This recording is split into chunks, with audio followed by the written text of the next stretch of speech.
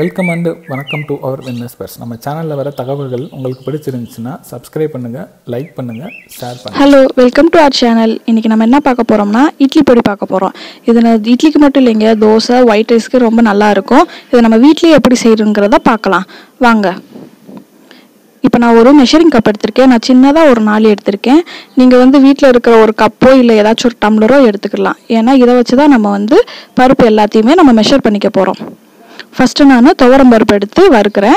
இதில் ஆயில் எதுவுமே ஊற்றாமல் வெறும் வர சட்டியில் வறுக்கணும். ஸோ இது ப்ரௌனிஷாக வர வரைக்கும் வறுத்துக்கிறோம். ஸோ இந்த மாதிரி ப்ரௌனிஷாக வந்த பிறகு நம்ம தனியாக எடுத்து வச்சுக்கிடுவோம். ஸோ கீழே ஏதாச்சும் டஸ்ட் இருந்துச்சுன்னா அதை நம்ம ரிமூவ் பண்ணி விட்டுடலாம். ஸோ இப்போ நான் பொட்டுக்கடலை போட்டிருக்கேன். ஸோ பொட்டுக்கடலை நல்லா சூடானதும் ப்ரௌனிஷாக வந்துடும். அதுக்கப்புறம் நம்ம தனியாக எடுத்து வச்சுக்கலாம் அதையும். ஸோ இப்போ நம்ம ப்ரௌனாக வந்துருச்சு. அடுத்து நம்ம என்ன ஆட் பண்ண போகிறோம்னா பாசிப்பருப்பு ஆட் பண்ண போகிறோம்.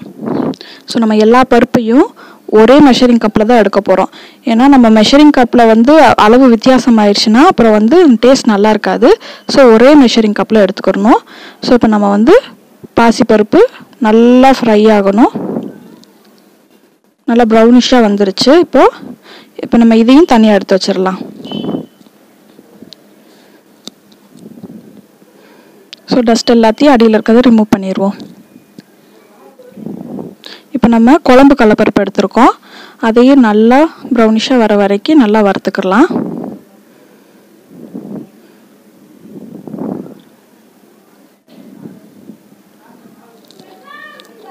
ஸோ இப்போ நம்ம நல்லா வறுத்த பிறகு அதையும் தனியாக எடுத்து வச்சுக்கலாம். இப்போ நான் 10 காஞ்ச மிளகாய் எடுத்திருக்கேன் காரத்துக்கு தகுந்தாப்புல.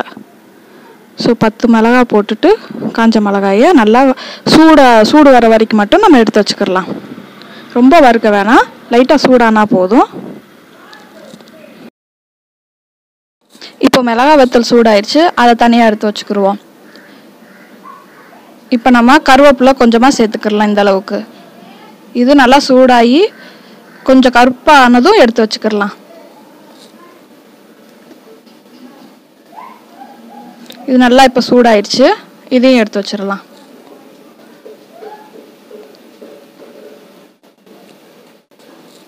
இப்போ கொஞ்சமாக நம்ம பெருங்காய பொடி போடுறோம். பெருங்காய பொடியை விட பெருங்காய கட்டியாக இருந்தால் இன்னும் ரொம்ப நல்லாயிருக்கும். ஸோ இதை கொஞ்சமாக போட்டு பெருங்காயம் நல்லா சூடானதும் எடுத்து அதையும் சேர்த்து கொட்டி வச்சுக்கிடலாம்.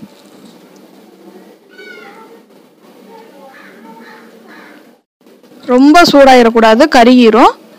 கொஞ்சமாக சூடு பண்ணிக்கலாம்.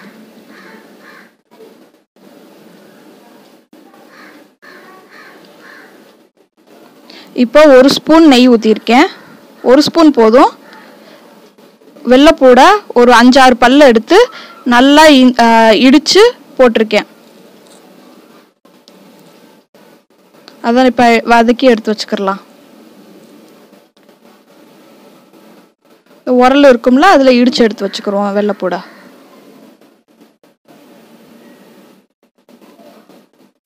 இப்போ வெள்ளைப்பூடு வதங்கிருச்சு, அதையும் இப்போ எடுத்து வச்சுக்கலாம் தனியாக.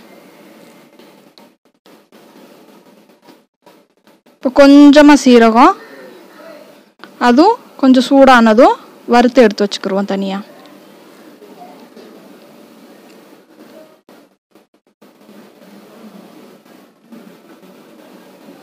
இப்போ உளுந்தம்பருப்பு அதே அளவு எடுத்து நல்லா பொன்னிறமாக வர வரைக்கும் வறுத்து அதையும் சேர்த்து எடுத்து வச்சுக்கிடுவோம். ஸோ இப்போ பொன்னிறமாக வந்துருச்சு, அதையும் எடுத்து வச்சிடலாம்.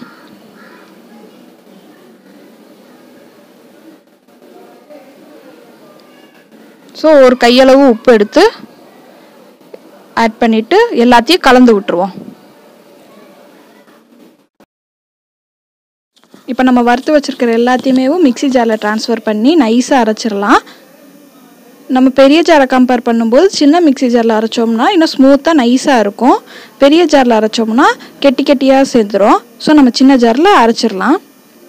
ஸோ நம்ம அரைச்சி இந்த மாதிரி ட்ரான்ஸ்ஃபர் பண்ணிட்டோம்னா நம்மளுக்கான பருப்பு பொடி ரெடி ஆயிடுச்சு. இது இட்லிக்கு மட்டும் இல்லைங்க, தோசை, ரைஸில் சாப்பிட்டா நல்லாயிருக்கும். நல்லெண்ணெய்யோ இல்லை நெய்யோ கலந்து சாப்பிட்லாம். தேங்க்யூ ஃபார் வாட்சிங் அவர் வீடியோ. இந்த இது எப்படி இருக்குன்னு டேஸ்ட் பண்ணிவிட்டு சொல்லுங்கள். எங்கள் சேனலை லைக் பண்ணுங்கள், ஷேர் பண்ணுங்கள், சப்ஸ்கிரைப் பண்ணுங்கள். டேஸ்ட் பண்ணிவிட்டு மறக்காமல் கமெண்ட் பண்ணுங்கள். தேங்க்யூ.